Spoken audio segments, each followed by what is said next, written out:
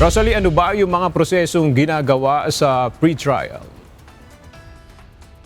Aga, inihayag ni House Prosecutor at Manila 3rd District Representative Joel Chua na sa June 15 ang iniabiso sa kanila ng lead prosecutor na si Batangas 2nd District Representative Jervy Luiso na pre-trial para sa impeachment case na kinakaharap ni Vice President Sara Duterte.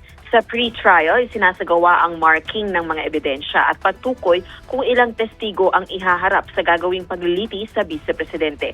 Kaugnay ito ng 4 na articles of impeachment na maling paggamit ng confidential funds, hindi maipaliwanag na yaman, panunuhol at matinding pagbabanta laban sa presidente, first lady at dating House Speaker.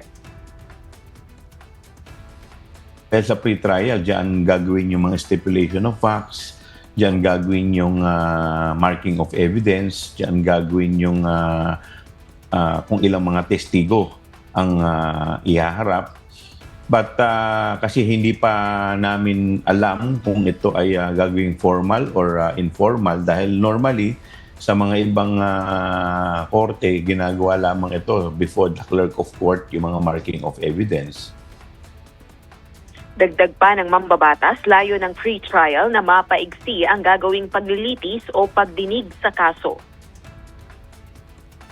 Kaya both parties mag-agree yan. Normally, sa mga hearing na sa court hearing, ang ginagawa sa pre-trial, nagkakaroon ng stipulation of facts. Ibig sabihin, yung mga facts na i-admit na ay hindi na kailangan pampatunayan sa korte.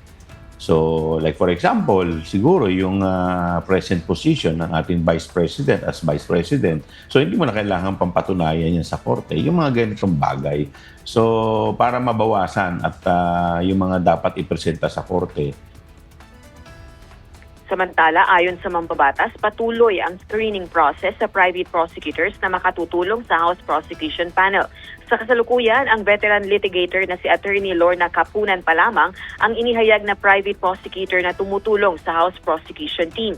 Nilinaw ng House Prosecutors na volunteer o walang bayad ang partisipasyon ng private prosecutors.